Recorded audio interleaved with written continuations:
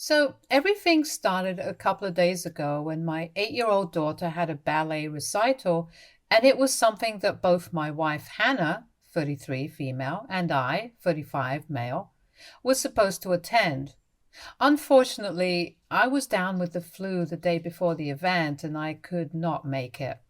It was my wife who promised our daughter that she would go, and I thought that she would live up to that promise. But on the day of the recital, Hannah came back home with my daughter, and she was really upset. My daughter was angry, and my wife just seemed confused. And when I asked her what was going on, Hannah told me that our daughter was mad at her because she, for some reason, believed that she had not attended the event properly. I was a bit confused by the use of the word properly because this was something that was pretty straightforward. My wife had either attended and been there throughout, or she had not been there at all. But apparently, our daughter believed that my wife had shown up towards the end of the recital and hadn't even seen her perform. So it was quite pointless, and that's why she was upset with the both of us since we had promised her that we would show up, and then both of us did not. She said that she was more mad at her mom since I was still sick and I had an excuse not to be there. But her mother had promised her that she would watch her perform, and then she did not even show up. Hannah insisted that she had shown up and had even recorded her performance, but our daughter refused to believe it and kept saying that she had not been there. I did not know what to say because it was a weird argument. I wanted to take Hannah's side, but that would really hurt my daughter's feelings. And I did not want her to think that I didn't trust her just because she was 8. And Hannah kept saying that she had been there. Maybe my daughter just hadn't been able to spot her, but she sounded pretty sure of what she had seen. And she even mentioned that she had walked in around the time that one of her friends was performing as a tulip on stage. It was too specific for her to lie about something like that. And at one point, I started thinking that maybe our daughter wasn't actually lying. It was a tough situation because I didn't want to tell my daughter anything and then make her feel like we did not trust her, and neither did I want to doubt my wife just because our daughter was saying something she might have easily missed her mother in the audience earlier. So that day, I just didn't know what to say, and I told both of them to sleep it off and then we would discuss it in the morning since I was still pretty sick and I couldn't deal with all the arguments that moment itself. So for my sake, the two of them calmed down and ended their fight. The next morning, they were back on talking terms because my daughter is 8 once again, but I could tell that my daughter wasn't exactly pleased with the way things turned out the previous evening, and even though she was talking to her mother, she was kind of giving her the cold shoulder and had a bit of an attitude. She wasn't smiling the way she usually does when her mother makes her breakfast, and even when I came into the room, she did not seem very happy. She just appeared to be all gloomy. I could tell that she was taking it really hard because she thought that nobody had shown up for her, and this was supposed to be her first dance recital, so it was quite natural for her to be very upset about it. When I saw her like that, I decided that I had to do something about the situation.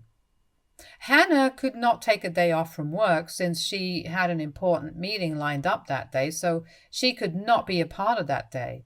But I had made up my mind that I wanted to cheer our daughter up, so I took a day off and told her that we would go out and have a day to ourselves so she could come back feeling much better.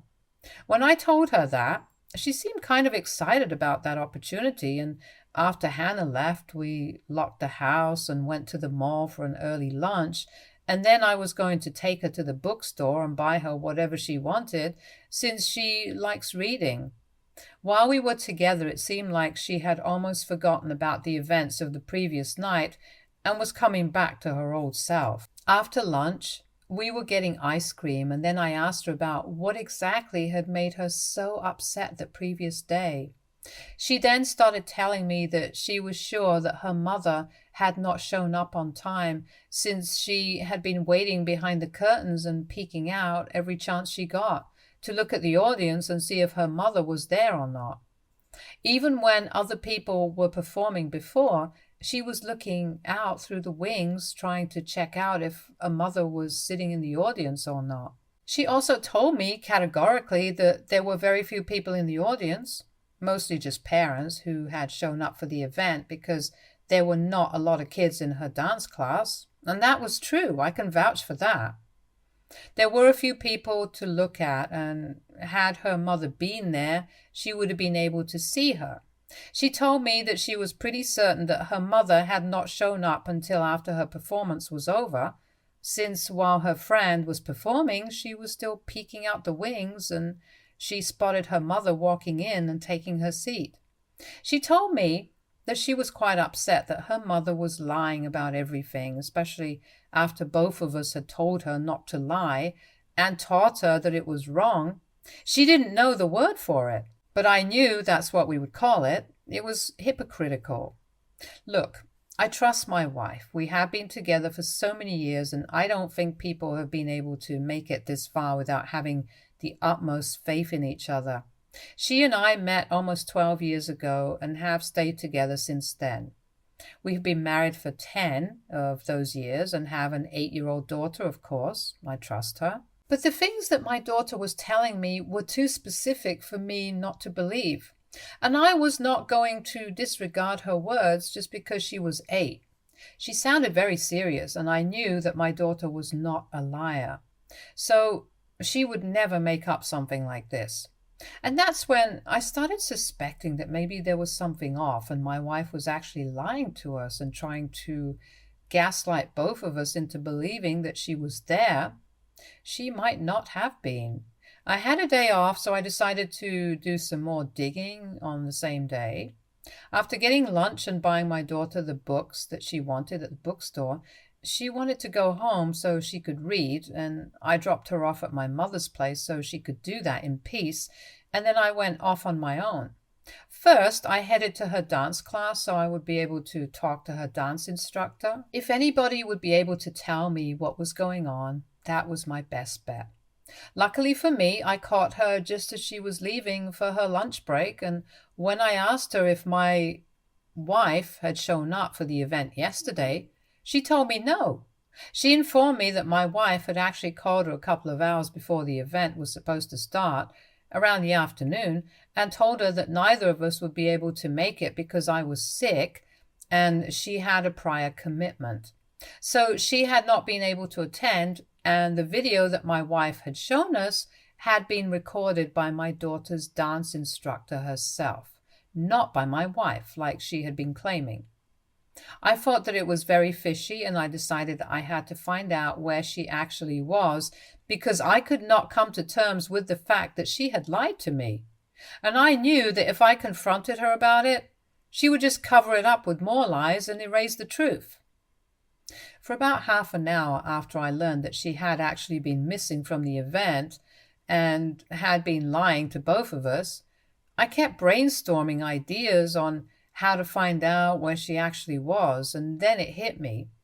I could just check that timeline of her visits on maps since I'm pretty sure that our car navigation system must have logged it into the record. I was counting on her not to have erased it before, and thankfully she had not remembered to do that.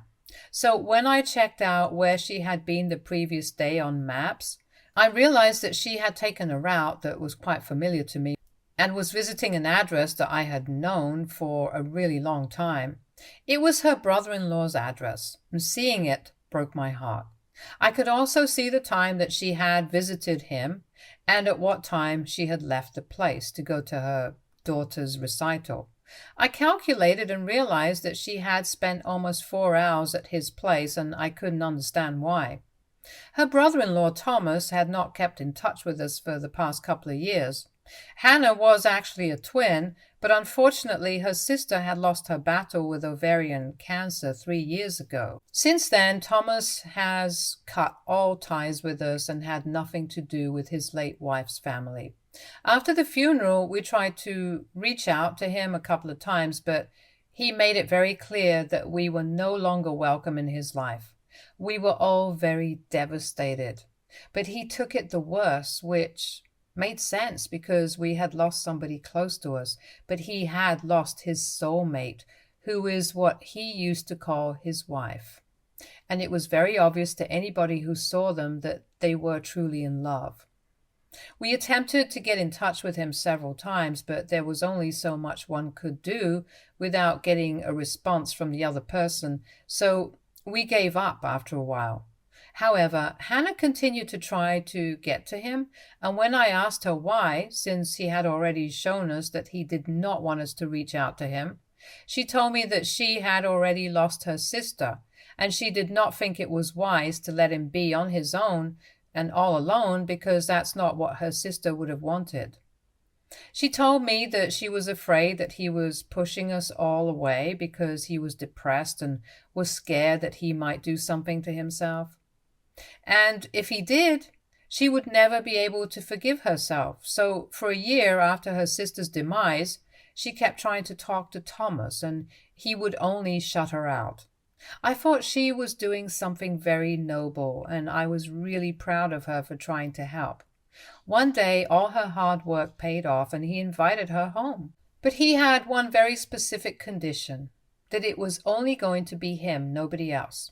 He said that he was not comfortable with meeting other people from his wife's family right now, and since she had been consistently trying to get to talk to him, that is why he was letting her in, and they could build their way up from here, but for now it only had to be her.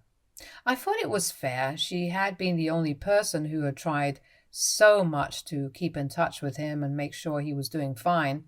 Nobody else had put in as much effort as my wife had, and I understand that he did not want to be vulnerable in front of anybody else apart from her.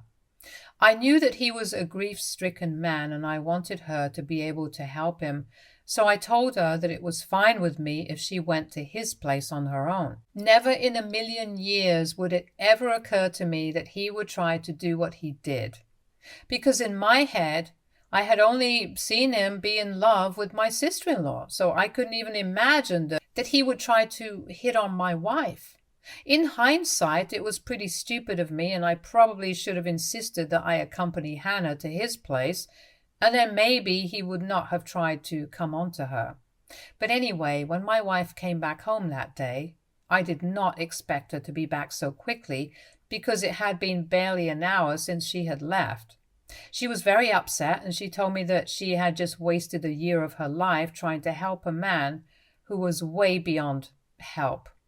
She told me that Thomas was screwed in the head, and she did not want anything to do with him anymore. She even told me that we were forbidden from discussing or ever talking about Thomas or her sister in the house anymore, because what happened was really just messed up. She told me that when she visited him that day, he had set up the living room as if it was a date. He had aromatic candles placed here and there and had turned the lights down low and was even playing music for her, but nothing that she liked. He was playing her artists that her sister used to love, and she instantly started feeling really weird and disturbed when she walked in. She tried to ask him about it, but instead of replying to her, he started talking about how he had always known that this was going to happen. And then, while she was still struggling to understand what was going on, Thomas tried to give her a hug and kiss her on the cheek.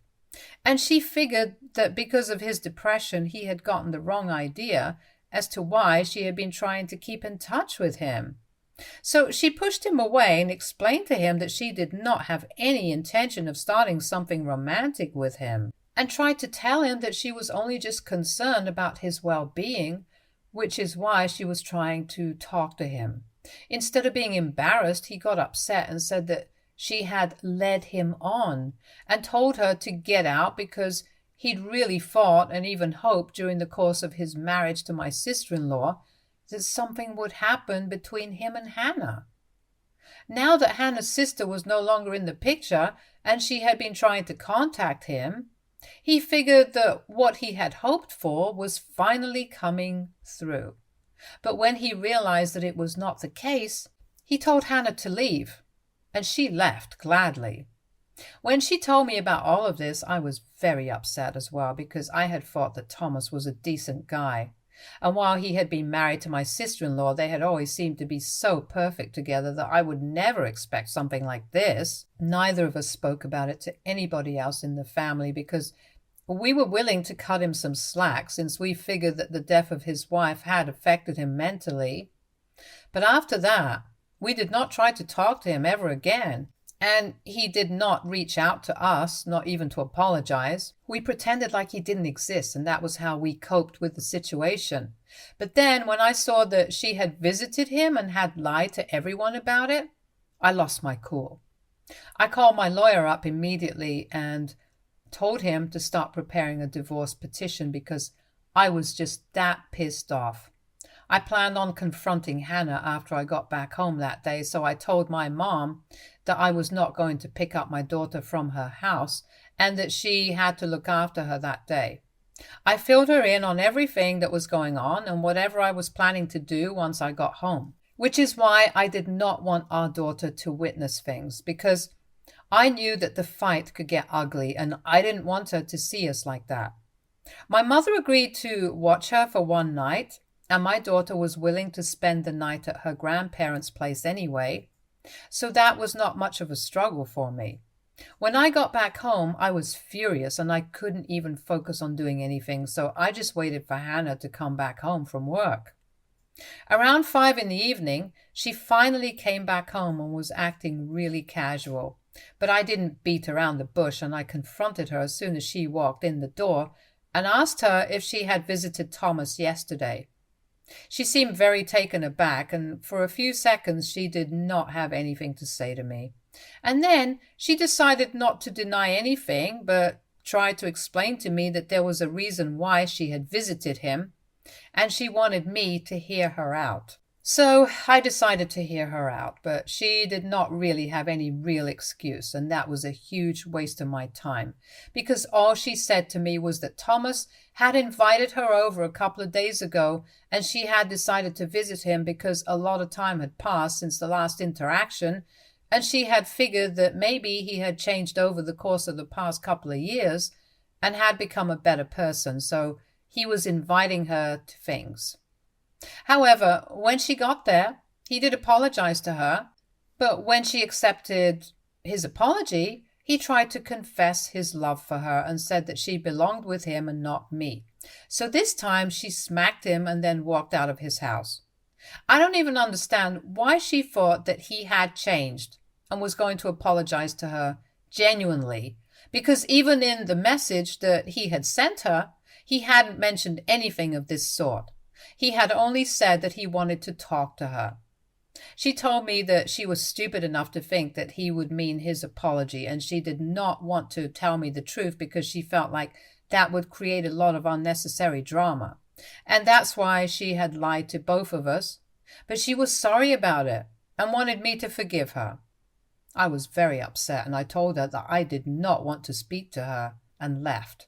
I packed a few of my things and have been living with my mother ever since. I'm still going through with the divorce, and she is devastated. She keeps begging me to come back because she doesn't think that this is something that we need to separate over. But I feel really betrayed and cheated. It's not just the fact that she lied to me.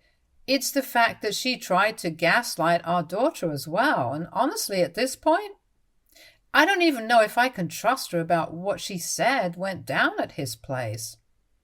I want to believe her, but it's just very difficult for me right now, and I don't know if a divorce is the right thing to do. But I'm really upset. My mother also thinks that while what she did was wrong, this is not something divorce-worthy since we have been together for so long, and even have a daughter together. So she suggested that we try marriage counseling, but I don't know if that's what I want right now. AITA for wanting to divorce my wife over one lie that she told me and my daughter. Update 1. Hi, I have been going through the comments and I realized that I might have been too hasty in making my decision about getting a divorce.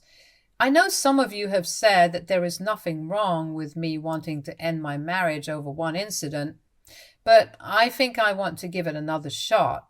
It's not because I have suddenly realized how difficult life would be without my wife, but more because I have a daughter to think of, and this decision of mine is going to affect our entire family, not just me. So I have to quarantine accordingly, and I can't just do things for the sake of it anymore because I have to think about other people first, namely my daughter. It has been close to 1 week since I left my house, and I have been thinking about what I want to do next. It has been really difficult because I don't know how to explain it to my daughter, and she keeps asking questions about why we are not going home and why hasn't her mother come to see her yet. I told her now that we were currently having a disagreement and she and her mother would be reunited pretty soon. Hannah is texting me every day to ask for forgiveness, and I want to respond to her. I want to talk to her, but I don't know what to say.